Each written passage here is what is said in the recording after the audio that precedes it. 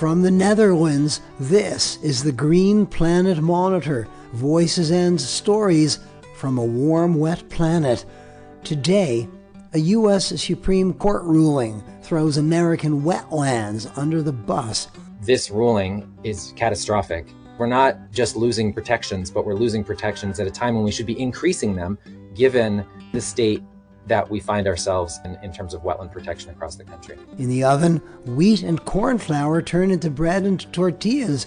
Spread on farm fields, rock flour reacts with carbon dioxide, turning carbonates that get stored forever. Yeah, so with enhanced weathering, it's permanent. Basically, you're taking carbon out of the atmosphere and putting it into a form that's dissolved in water, and once it's in that form, it's unlikely to return back to the atmosphere, and it can be stored in groundwater and eventually moved to the ocean, where it will stay for tens of millions of years or longer. And sharp questions off his tongue and a smartphone in hand, a Canadian activist ambushes politicians. I've been pretty consistent in challenging politicians of all stripes. When I go to the leader of the NDP and ask whether he's a lackey of the US empire, when I go to the Prime Minister and ask whether Prime Minister supports Israeli apartheid, there are lots of voters who are very uncomfortable about the idea of Canada delivering $2 billion in weapons to fight a NATO proxy war. This is the Green Planet Monitor. I'm David Kattenberg. Before launching in, a request. Help us deliver this weekly package of Earth news. Subscribe and or donate at greenplanetmonitor.net. Confronted by climate breakdown and biodiversity loss, ecologists turn for solutions to one of the world's most threatened ecosystems, wetlands. Wetlands are among the most productive ecosystems on the planet, accounting for about 15% of terrestrial productivity. Wetland soils and sediments are also a huge carbon sink. Over half of the planet's soil carbon is stored there, but Earth's wetlands are under threat. A third have been lost since 1970, 3 times faster than forests. Now, a U.S. Supreme Court ruling places American wetlands in even greater peril. This past May, in an opinion authored by Samuel Alito, SCOTUS ruled that America's Clean Water Act extends only to those wetlands with continuous surface connection to adjacent streams, rivers, and lakes that are indistinguishable from those waters and permanent. Justice Alito's ruling flies in the face of wetland science. So say 2 authorities on wetland function and surface water law. Majeka Sullivan is a wetland researcher at Clemson University in Clemson, South Carolina. Royal Gardner is a professor of law and co-director of the Institute for Biodiversity Law and Policy at Stetson University in Tampa Bay, Florida. Tell me about Sackett versus the Environmental Protection Agency, Royal Gardner. The Supreme Court of the United States, SCOTUS, rendered a ruling on May 25th. Tell me about that ruling and its significance and a bit of the background of the case. Yeah, so this is a Clean Water Act case, a national law. It's a hugely important case and quite concerning from an environmental standpoint. To provide a little bit of background, in 1972, Congress enacted the Clean Water Act in its present form. Prior to that, water quality was left almost entirely up to the states, and the states did an abysmal job. So Congress decided that the federal government needed to have a more active role, passed this law that had the objective of restoring and maintaining the chemical, physical, and biological integrity of the nation's waters.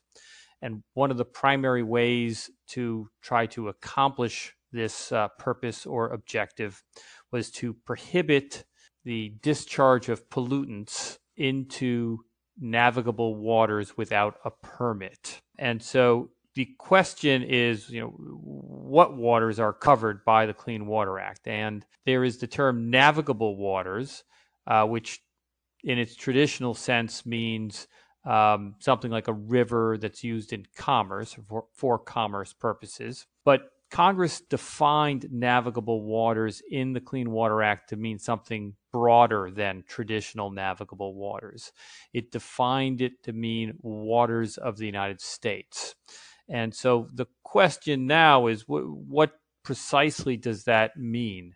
And so the agencies that are charged with administering the Clean Water Act, the U.S. Environmental Protection Agency and the U.S. Army Corps of Engineers, they have, since the Ford administration, interpreted this phrase, waters of the United States, to include certain wetlands, which finally brings us to the Sacketts, because the Sacketts are a couple in Idaho. They are owners of a construction and excavation company, and they purchased a lot of land that was 300 feet away from Priest Lake, which is one of the three Great Lakes in the Idaho Panhandle. And the parcel that they purchased was actually wetlands. And so they started to fill those wetlands, and the EPA and the Corps of Engineers said, you need to stop and you need to apply for a permit to fill those wetlands that had a direct hydrologic connection to Priest Lake. The Sacketts disputed that this is something that should be regulated by the federal government. And so the case went all the way up to the Supreme Court. And the precise issue before the court was what wetlands are covered by the Clean Water Act. And the court came out with a holding that was not supported in science or law, in my opinion. And it will have devastating consequences for federal wetland protection across the country. And it was written by Samuel Alito. It was, and it was joined by 4 other justices. So although Justice Alito was the author, there were 4 other justices that voted for it as well.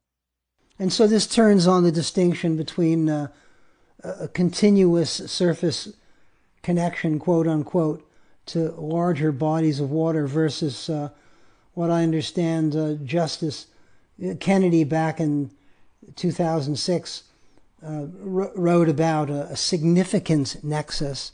Share with me, Royal Gardner, the nub of what Samuel Alito's majority opinion was vis-a-vis, the necessity that a wetland have a quote, continuous surface connection to larger bodies of water in order to be covered under the Clean Water Act. Yes, so the Supreme Court's actually considered this issue of what wetlands and waters are protected under the Clean Water Act a number of times before, including in 1985 in a case called Riverside Bayview Homes, where the court said unanimously, 9-0, that wetlands that were adjacent to a traditional navigable water were covered. That case was largely ignored here. Here, Justice Alito, writing for the majority, concluded that wetlands are only covered if they have a continuous surface connection to another body of water that's considered a water of the United States, such as an ocean or a river or a stream or a lake. And then it's not only that there has to be a continuous surface connection, but this connection has to be such that it is difficult to tell where this other water ends and the wetland begins. And it was bad enough to have the continuous surface connection requirement, and Majika can talk about why that makes no sense from a scientific perspective. But this other requirement that the wetland must be virtually indistinguishable from the other water makes no sense, and essentially eliminates almost all wetlands from federal protection. Well, I've read that it eliminates half of American wetlands have been stripped of their protection under the Clean Water Act under the terms of Alito's ruling. I think that is an underestimate. I think that is if you take into account the continuous surface connection requirement. When you also take into account the requirement that in order for the wetland to be protected by the Clean Water Act, that it has to be visually indistinguishable from this other water. this river, lake, stream, or ocean. I think other than tidal wetlands, I think it virtually eliminates federal protection of any other wetland. Majek, can you weigh in here? I mean, this of course begs the question: how does one define a wetland? How do wetlands function? Must a wetland have a continuous, visible surface connection, rendering it essentially indistinguishable from a larger body of water that's permanent, like a lake or a river? Wetlands, of course, are in communication to adjacent or near adjacent or distant bodies of water through below ground as well as above ground conduit. Yeah, so I would start maybe just by putting this in a little more context and then maybe getting to that specific point, which is this ruling has come at a time where we have experienced tremendous wetland loss. We have over 22 states in the US that have experienced wetland loss of over 50% in terms of area. But a lot of the Midwestern states, for example, have lost more than 80% of the historic wetlands. The draining, largely for agriculture, has resulted in the removal of over 36 million acres of wetlands in states like Illinois and Indiana and Iowa and Michigan, Minnesota, Ohio, Wisconsin. Folks, if you look, if you think about where that is in the map, that's really centered in the upper central U.S. Midwest. But it's not limited to there. I mean, states like California, for example, that in the mid 1850s, there were over 5 million acres of wetlands, and today only 9% of those exist. And we continue to add stressors to these ecosystems: water pollution, flow modifications, destruction of habitat, exotic species, climate, land use change, the list goes on. The point I'm trying to make very clearly is that this ruling is catastrophic because we're not just losing protections, but we're losing protections at a time when we should be increasing them, given the state that we find ourselves in terms of wetland protection across the country. And wetlands are essential ecosystems. Wetlands are pivotal ecosystems vis-a-vis biological diversity and the generation of clean water and the storage of carbon. They are incredibly productive ecosystems. They're hotspots of biodiversity. They provide numerous ecosystem functions that are critical to ecosystem and human health. For example, cycling of nutrients. They retain water so that we reduce flood, the magnitude of floods, right? So wetlands absorb that water during flooding events and release it over time. They purify drinking water, and the economic value is not to be undershadowed either. And so they're important ecologically, and they're important across multiple sectors of society. In the US, wetlands, for example, are very important to many of our tribal nations, subsistence, spiritually, culturally. I mean, the list really is extensive of how important these are. So, Majeka, what is the scientific basis for this assertion that a wetland, to be a wetland protected under the Clean Water Act, it must have a continuous surface connection to a larger body of water? Well, it fails science completely. I mean, I think for folks who know wetlands intimately, you would know that just by having seen the variety and the diversity of wetlands across the landscape. But regardless of the type, wetlands do not function in isolation.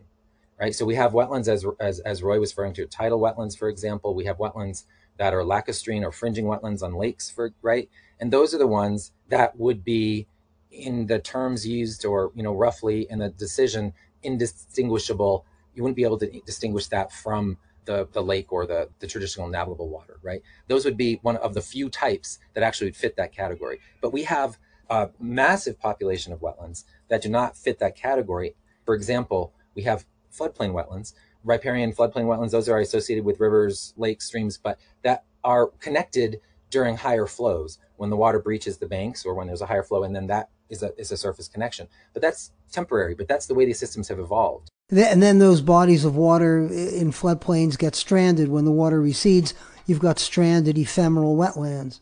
Well, they could be ephemeral, they could be permanent, depending on the landscape condition and the hydrology of the system. But absolutely, the surface connection is not going to be constant. It's going to be temporary. It's going to be during periods of higher flow in more natural systems, right? Where we can, in a stream, for example, or a river, in a higher flow event, the waters will breach onto the floodplain, right? And they will rejuvenate those wetlands, fill them, and then they will oftentimes they dry down over time. But they're incredibly important ecosystems, but they're clearly distinguishable from the traditional navigable water, which would be the river.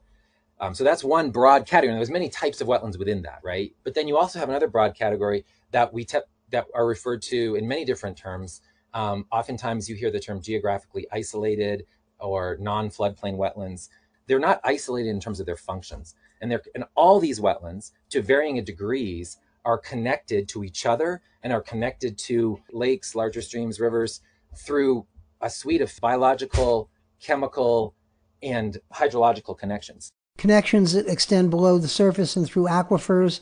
Exactly. We know as scientists that surface and groundwater are one integrated resource. We have a term, it's called the hyporheic zone, which is a zone of mixing between surface and subsurface waters that are found in rivers. I mean, we know this is one integrated water resource that recirculates and is one water molecule is going to make its way through many different pathways. So there are various types of hydrological connections that extend well beyond just a surface connection. Movement of organisms from one wetland to another, or from a wetland to a stream, or from a wetland to a lake, not only is critical for that species, but it actually moves nutrients, moves critical components that enable these systems to function properly.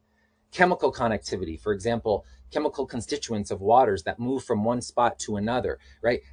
Through flow or through organisms or whatnot, those are critical as well. And so the biological and the chemical components have largely been sidelined in terms of the criteria that establish what is a waters of the US. We're talking about a situation where not only is the hinge on the hydrologic connectivity extremely flawed, but that the biological and the chemical connectivity are completely ignored. I mean, you look at migratory birds, for example, traveling up and down riverine corridors from South America up to Canada. There are various pathways. These migratory birds, wading birds, shorebirds that are stopping off in wetlands up and down from south to north, north to south. Wetlands, they're not picking wetlands that have a continuous connection. They're picking wetlands. Correct. And I think that birds are one wonderful example, both migratory and more local. Oftentimes we have to think about these wetlands, not just individually, right? But they're in the collective. A good example are the prairie potholes in South Dakota and the Dakotas and Minnesota and into Canada, of course, as well, and Montana, these areas of the country that in the collective, you have organisms moving all among these. But in order for those wetlands to function properly, it's not just about the organisms moving, which aren't just birds, but also aquatic insects moving, amphibians, mammal. I mean, all these organisms are moving, and it's important for their own life cycles, but they're also moving nutrients, which are critical within these. Moose, for example, move from wetland to wetland, and they feed on aquatic plants, and then they go and they transport those nutrients through their droppings into another system, which then provide the nutrients necessary in these other systems to provide them. So there's all these mechanisms of connectivity that are critical to support these ecosystems that are not being considered. Hydrological connectivity is obviously the most obvious and critically important, but the intent of the Clean Water Act is to protect the biological, chemical, and physical integrity of our nation's waters, and you can't do one without the other. It's a tripartite piece. One relies on the other. You pull one leg of the stool out, and the stool topples over. How can you explain this, Royal Gardner, from a legal perspective, knowing the way the Supreme Court of the United States functions? This is a really naive question. It's kind of a boldly naive question. But how could they just ignore science? Well, they have the votes.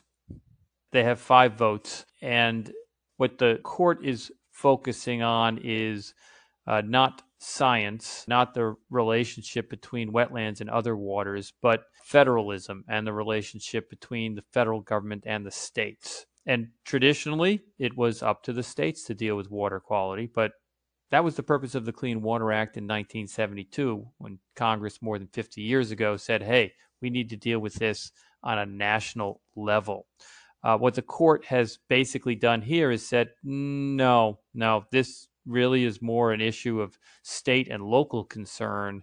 And so they have essentially removed the federal government out of the equation.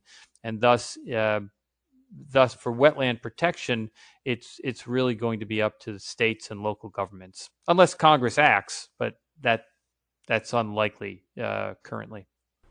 So the question is now, okay, so what do we do next? How do we respond to this? And so I think we could consider it on a number of different levels, right? I mean, the first and easiest, in theory, place would be for Congress to step in, because the Supreme Court was interpreting a congressional act. And so if Congress feels that it was misinterpreted or interpreted too narrowly, Congress could always amend the Clean Water Act with more specificity.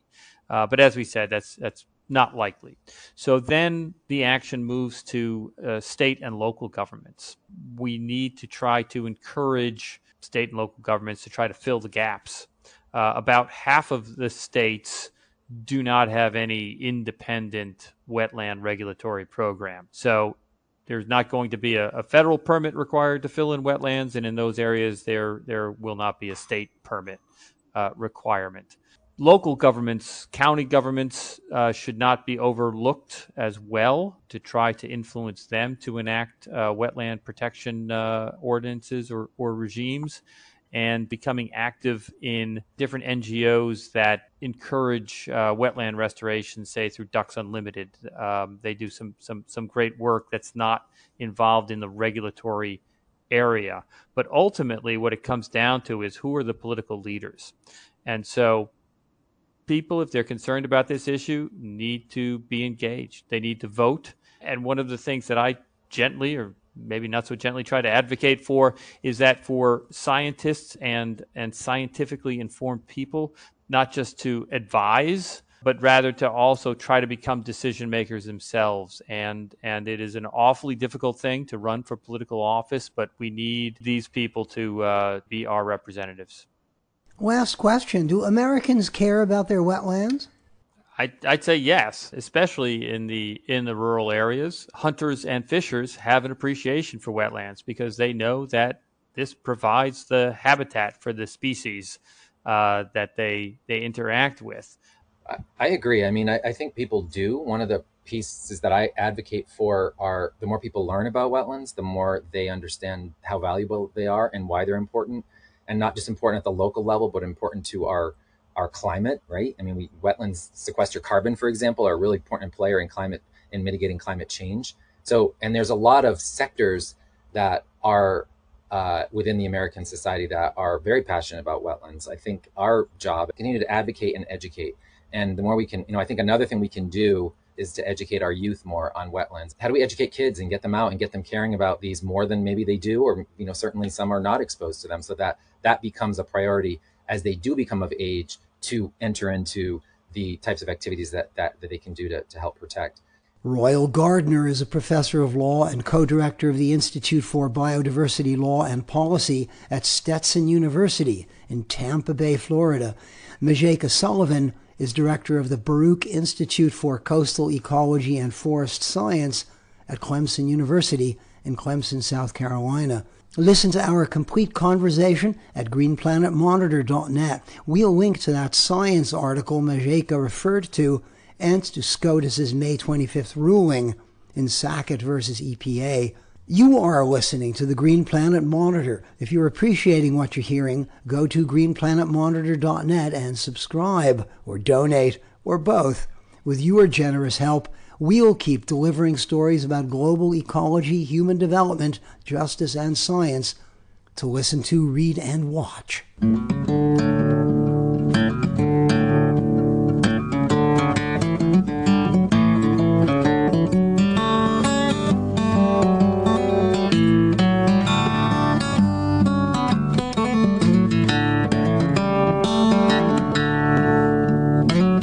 Back in December 2015 in Paris, the nations of the world resolved to limit temperature increases to 1.5 degrees above pre-industrial levels. Well, according to the World Meteorological Organization and the European Union's Copernicus Climate Change Service, last summer, Europe was about 2.3 degrees above pre-industrial. As Earth-warming greenhouse gases continue to rise, scientists have concluded the targets will not be achieved just by cutting emissions. Carbon capture and storage will be essential. All sorts of ways to do this. The big question is, which ones capture and store carbon permanently, and which ones just sweep carbon under the rug, destined to escape over decades or centuries. One way to remove CO2 for good is to turn it into rock. In Iceland, scientists have been doing just that, pumping air deep down into subterranean magma.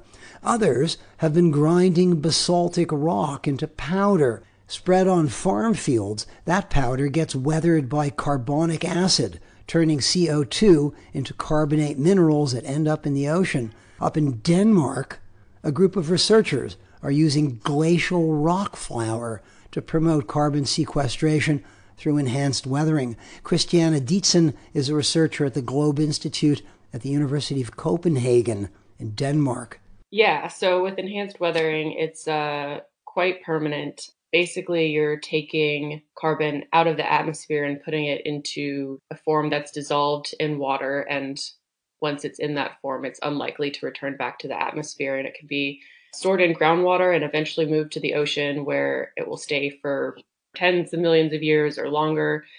If it does precipitate as calcium carbonate due to biology in the ocean creating shells, then it sort of will go into limestone, which is a very long-term sink. You do lose some of the carbon uptake in that process, just because the reaction releases half of it. So you get an even longer-term sink potentially, but you do reduce the carbon uptake by half.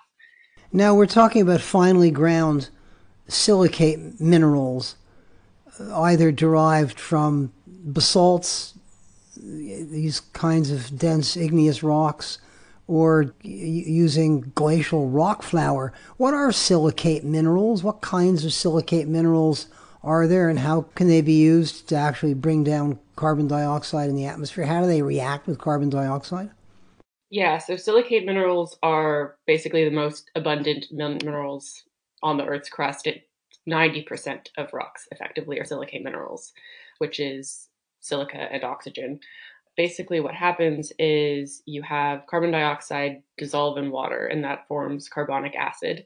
And then when the carbonic acid reacts with these minerals, it converts the carbonic acid to bicarbonate, and the minerals dissolve and release base cations like magnesium and potassium and calcium, which are also plant nutrients. So you also can get a plant fertilizing effect if you apply it to agricultural soils.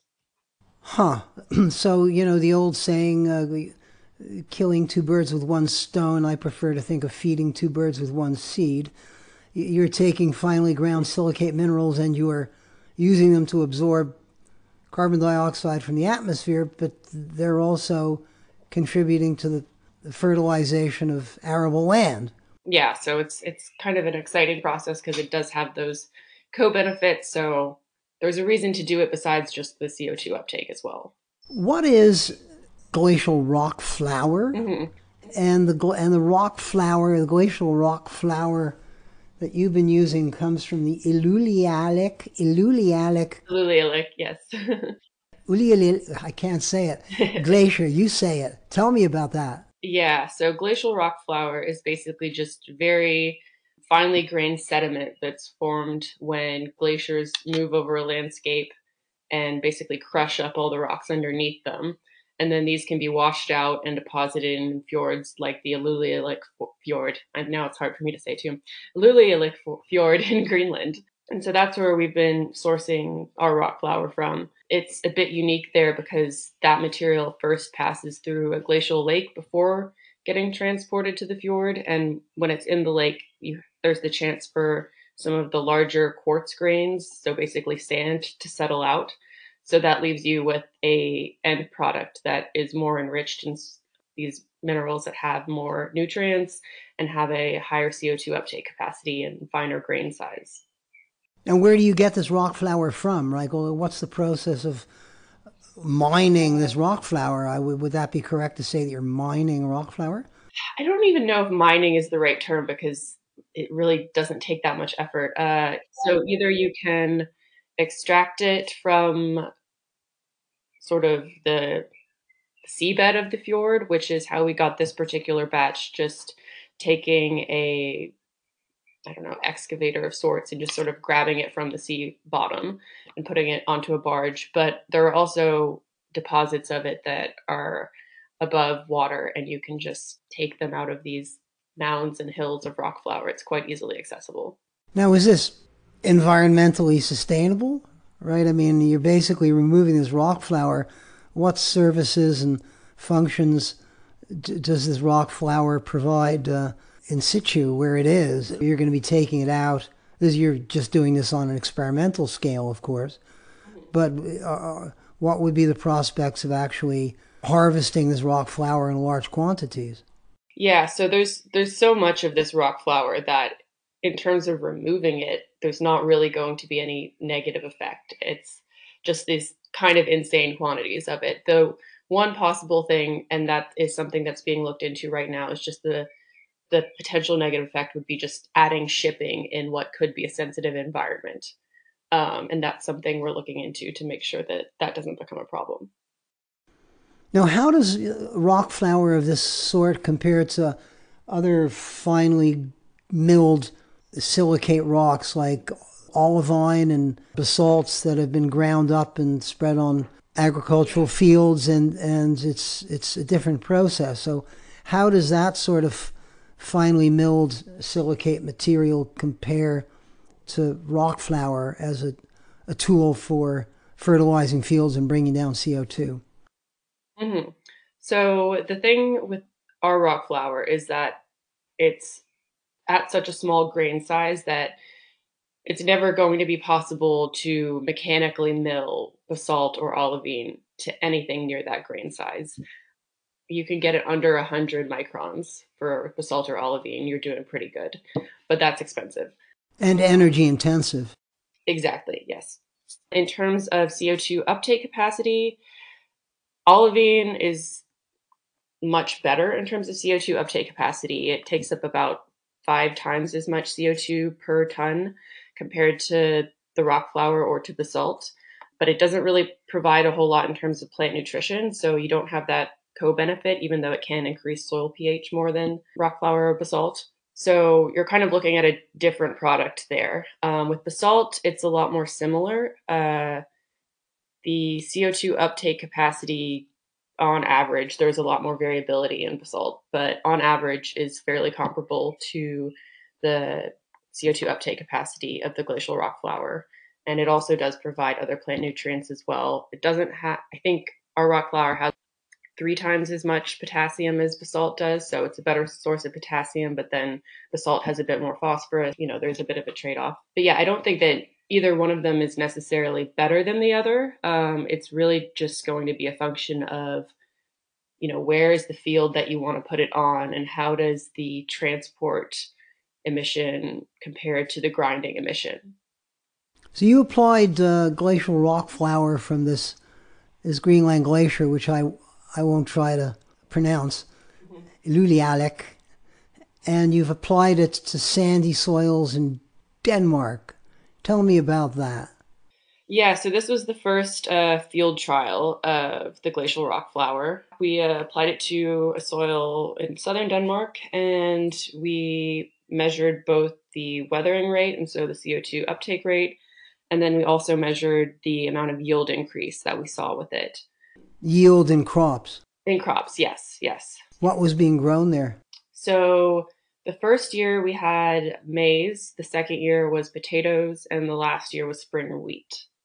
And what we saw was that in the first year after it was applied, we saw a 20-25% increase in yield in the crops when we applied the rock flour. And this is as the result of the release of things like potassium. Yeah, I think potassium played a large role. We did compare it to another sort of organic fertilizer. This was an organic farm, so you're limited in what types of fertilizers you can apply. So that's also another nice thing about the rock flour, is that it is sort of permitted for organic agriculture. In addition to being a source of potassium, the rock flour is also providing micronutrients and other things that give it an additional benefit compared to sort of the more standard fertilization practices. So you applied 50 tons of glacial rock flour per hectare on these agricultural plots in Denmark over 3 years. How much CO2 got taken up? Yeah, so we saw about 800 kilograms of CO2 per hectare taken up, which doesn't sound like that much, but the thing to remember is that this is just over 3 years. And though this process is much faster than the weathering of these rocks would be in the natural environment, it's still not incredibly rapid. This is about 8% of the uptake that we would expect, but that uptake could take several decades. So basically, in the long term, we would expect about 10 tons of uptake per hectare. So we're not anywhere near there yet. So it's a small amount. I mean, it's exciting, of course, to hear about this, but one wonders what's the potential for this to be scaled up, right? Like, how can this? I guess it's only going to be as fast as the weathering process. You can't push the river. You can apply more rock flour to agricultural soils and in large quantities, but the question is, what's the potential to actually do this at a scale that's going to contribute significantly to sequestering carbon? I mean, I think it is definitely scalable, and the question is just the time frame you're looking at. But if we did a whole lot of application right now, it could still have a big contribution by 2050, which is what a lot of the climate goals are set for. And you'd want to be doing this internationally, globally, launch an international campaign to spread ground silicate materials and glacial rock flour. I think the opportunity is definitely there. It's very simple to do. It's really just a matter of getting the supply chain sort of set up and running. We would like to know more about the time frame of the dissolution of these minerals, and sort of how quickly we can expect the CO2 uptake and what environments it works best in. But we can go ahead and do it now, and it's going to start taking up carbon dioxide. We have to bear in mind that the elevated CO2 concentrations are going to be a problem going forwards in the future. So what we can do now to help with those future levels is still important. Christiana Dietzen is a researcher at the Globe Institute at the University of Copenhagen in Denmark. We'll link to her research studies on glacial rock flour and enhanced silicate weathering at greenplanetmonitor.net. While you're there, subscribe. For $5 or more, you'll be helping to make this news package happen. You are listening to the Green Planet Monitor. I'm David Kattenberg.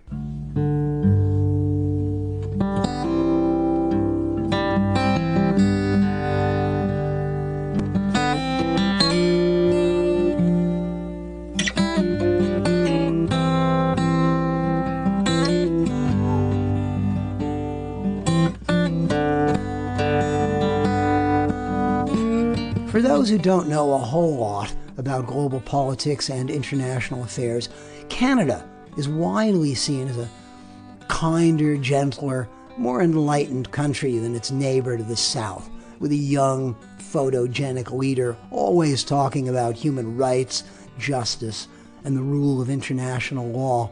Yves Engler sees things very differently.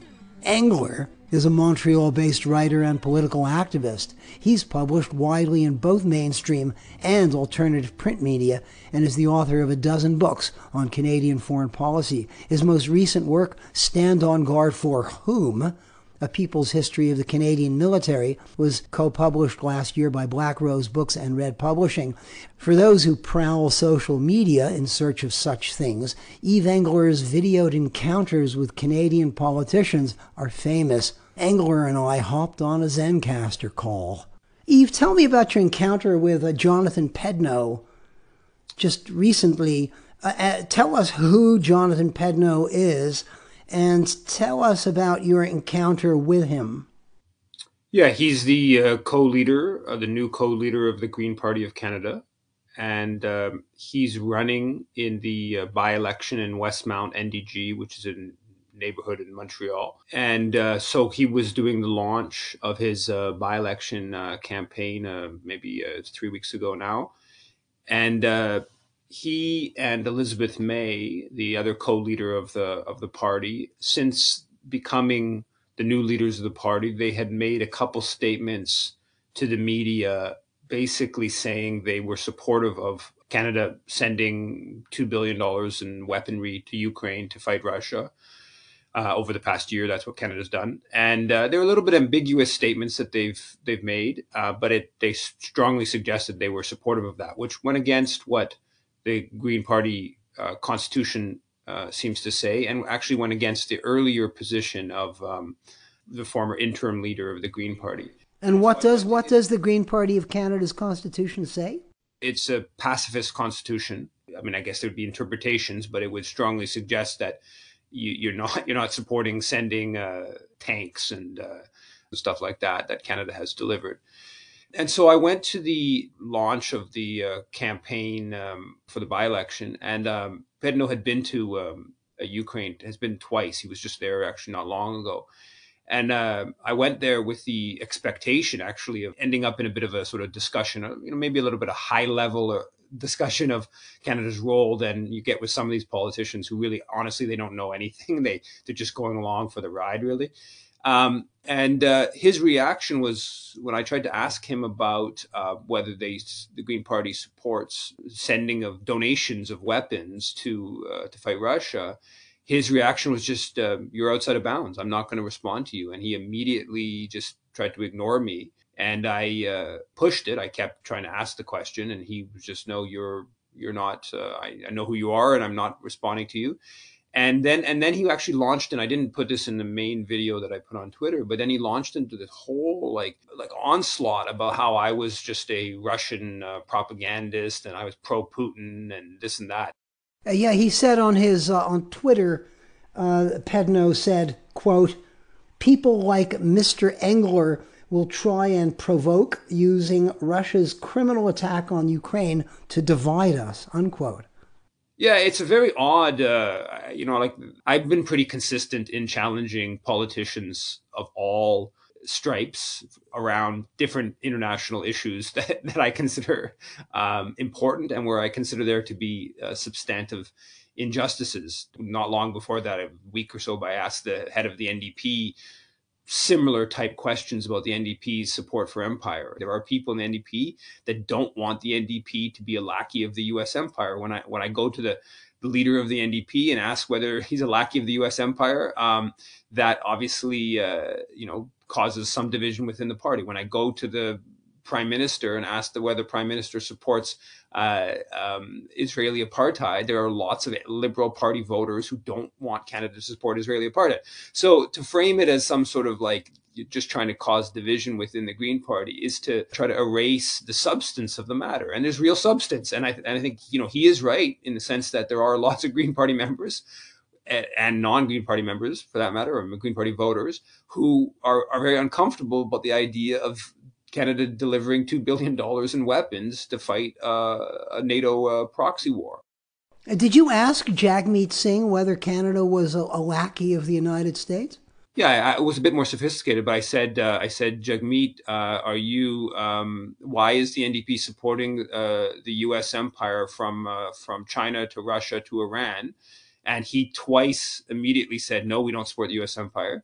And then I started to get into more detail. And then he went into a whole rant about how I shouldn't consider Putin a hero. I didn't mention Putin. I don't even know if I actually mentioned Russia. I think maybe I did mention Russia, but I didn't mention Putin, and I certainly didn't say I thought Putin was a hero. So Pedno was doing something very similar to what Jagmeet did, which was that a discussion about Canadian foreign policy invariably is, you are just the boogeyman today is Putin, but pretty soon it's going to be, the Chinese president Xi, and, previously it's been Maduro in Venezuela or Assad in Syria or whatever, right? They try to, frame what is a principally focused critique of Canadian foreign policy as being something other than being rooted in real disagreement with what Canada's doing in the world. This idea that arms provision to Ukraine to fight the Russians should stop. It should halt. There should be a complete cessation of arms provision to Ukraine in favor of a more serious pursuit of peace, whatever that may look like, is really marginal. It's hard to find anybody, well, certainly not in the mainstream, who advocates complete cessation of arms supplies to Ukraine. Can you talk about this? I mean, it's a really marginal view. What do Canadians think? You're totally right to say it's a marginal view in the dominant media. It's actually polling. There was a poll that came out, published in the National Post on the 1-year anniversary of Russia's invasion, illegal invasion, and obviously it's very brutal. On that 1-year anniversary, it said that 32% of Canadians supported sending more weapons. Only 32%. The vast majority of Canadians, when asked, do they support Ukraine or do they support Russia? They support Ukraine, overwhelming majorities. And similarly, were questions asked to the effect of who do you want to win and stuff like that. But when it comes to sending weapons, there's a lot of ambivalence. And that's in a context of this remarkably one-sided climate. Now, to me, you can't just start from this point of like, okay, weapons are being delivered and they need to be stopped or not stopped. To me, the weapons being delivered is part of a broader policy, which the Canadian government has pushed aggressive policies to stoke tensions with Russia, going back at least since the end of the Soviet Union, and you could argue go back all the way to the Crimean War, where Canada sent troops to fight Russia. But we basically provoked this war. Russia's war is illegal, it's brutal, but we provoked it. And we provoked it by immediately pushing NATO expansion. And that goes to Jean Chrétien's government. Right when they came in office in 93, they broke the promises about not 1 inch eastward. And Canada was maybe the most aggressive country in pushing NATO expansion. Obviously, Canada's role in ousting Viktor Yanukovych in 2014, Canada worked to destabilize, even though we sent election monitors in 2010 that found his election was totally legitimate. We immediately began to destabilize his government, in part because he pushed for neutrality, i.e. Ukraine not joining NATO. And how did Canada help to destabilize that regime? Oh, there's all these visits. Harper visits Ukraine and goes to monuments to push the whole Ukrainian sort of right-wing nationalist perspective. They bring all these opposition groups with them. In one instance, they bring Ukrainian Canadian opposition groups to Yanukovych, and they offer the platform to basically denounce the Ukrainian government. So they're part of the official Canadian delegation that they're used to like openly denounce the Ukrainian government. The most important way, and this is once the Maidan protests start. I believe Canada was working to get to a point of the Maidan protest. And if you look at Canada supporting civil society in Ukraine, funneling large amounts of money into groups that were opposed to Yanukovych and were promoting basically opposed to Russia, and that goes back to the 2004. Orange Revolution, where Canada was the main player, literally the main Canadian embassy was the main player coordinating the countries in backing the Orange Revolution. So Canada has been supporting a certain type of Ukrainian nationalism and opposition groups within Ukraine for years, building those forces, pumping in millions and millions, tens of millions of dollars for that, and in some cases quite open about it. There's these quotes from Peter MacKay in 2007. Explicitly talking about this kind of stuff. And why? What is Canada's motive in pushing this? Is it the economy? Is it the permanent war economy? What advantages does Canada's political elite see in projecting its own power into internal domestic Ukrainian affairs and elsewhere? Supporting the U.S. bid to weaken Russia. It's a geopolitical competitor that we want to weaken. It's as simple, and that's been the policy when Canada sent troops to invade Russia in 1917, 1819. That was, a big part of it. Like I said, the Crimean War, fighting with the British over Crimea against Russia. Throughout the Soviet times, Russia is viewed as a geopolitical competitor to Washington, and we oppose that. Now, with regards to NATO expansion, one of the reasons why Canada has been such a strong proponent of NATO expansion is that NATO expanding is good for the U.S. military-industrial complex, right? It leads to bigger markets for American arms firms. And the Defense Production Sharing Arrangement back to 1956 makes Canadian companies effectively part of the American arms industrial base. So they can sell to the Pentagon as if they're American companies. So Canadian arms firms benefit from NATO expansion because they basically provide components to innumerable different U.S. weapon systems that will now have a bigger market because more countries, part of NATO means more countries following U.S.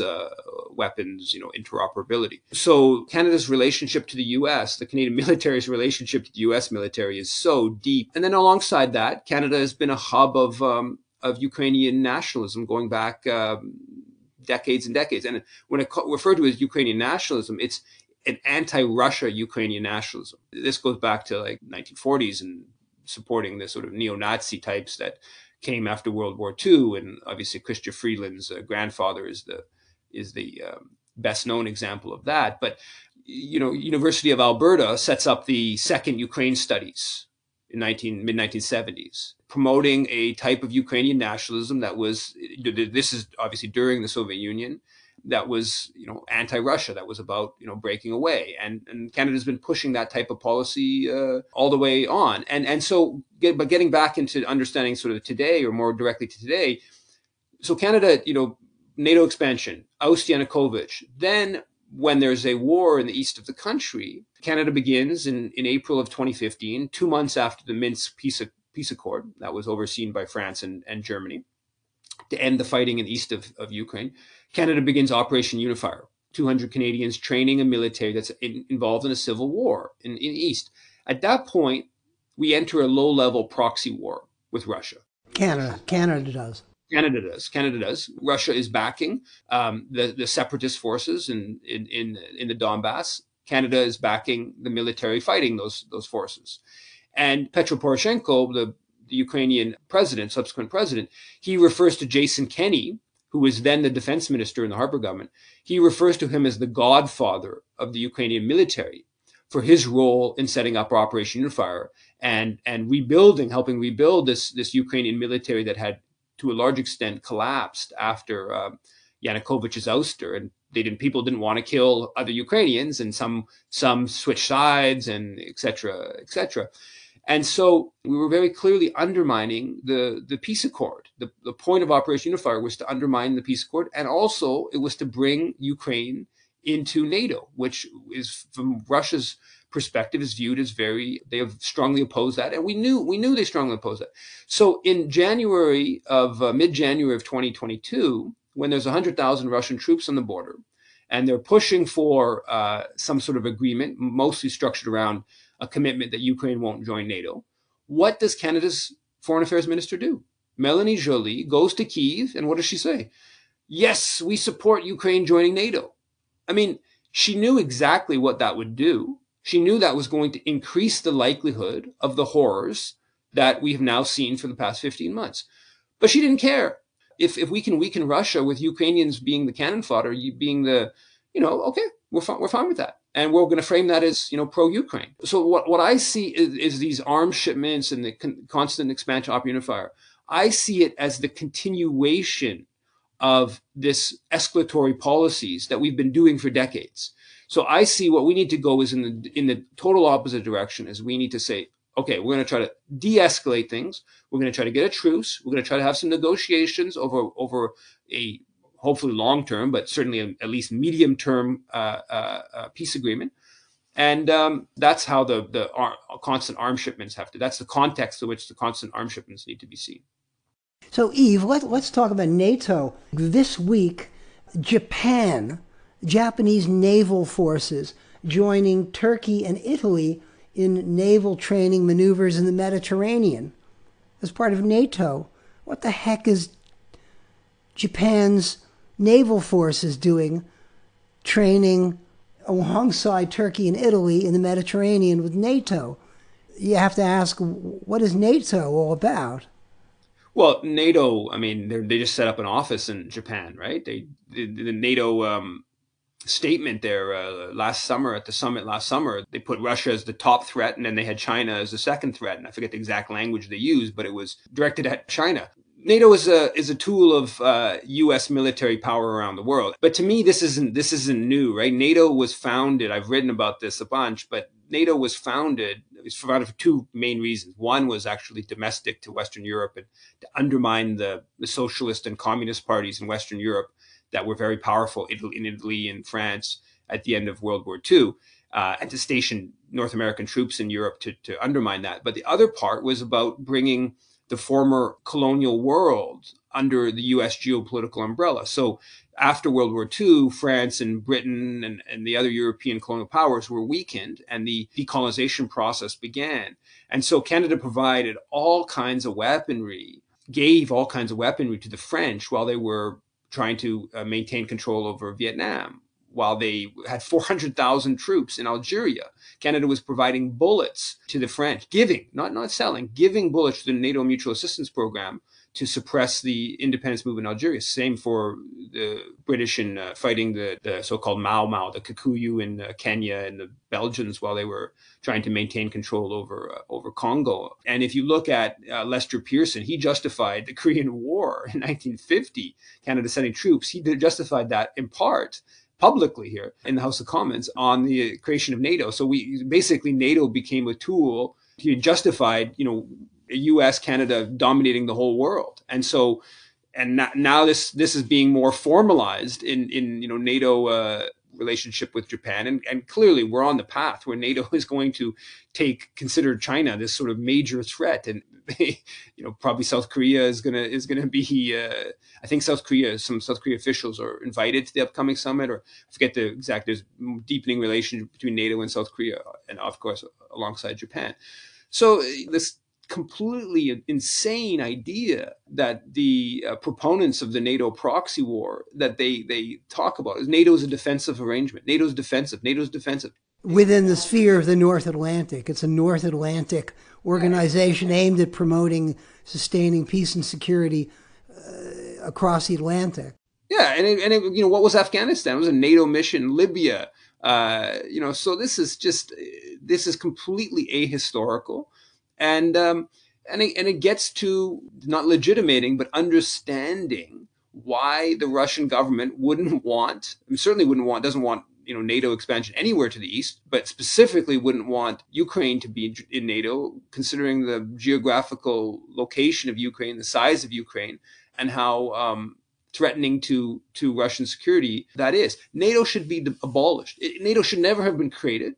And then at the end of the Warsaw Pact, so whatever justification was ostensibly given for NATO's creation, it ended, and NATO should have been abolished. Instead, what happened is NATO expanded, and it's expanding further. Yves Engler is a Montreal-based writer and political activist. His 2009 book, The Black Book of Canadian Foreign Policy, was shortlisted for the Quebec Writers Federation's Mavis Gallant Prize for nonfiction. Yves Engler's most recent work, Stand on Guard for Whom? A People's History of the Canadian Military, was co-published last year by Black Rose Books and Red Publishing. You can hear my entire conversation with Yves Engler at greenplanetmonitor.net.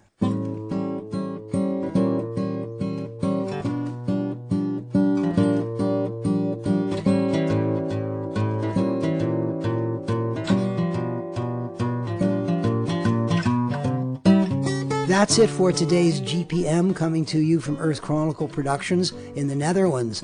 Listen, read, and watch more Earth stories at greenplanetmonitor.net. Find us on Apple Podcasts, Spotify, Stitcher, and YouTube, and our home base, Blueberry. Wherever or however you're listening, reading, or watching, please help us make the GPM happen. Subscribe and or donate at greenplanetmonitor.net. Shout out to CFMU listeners in Hamilton, Ontario, and CKUW fans in Winnipeg. By the way, the guy behind this guitar is Dan Weisenberger.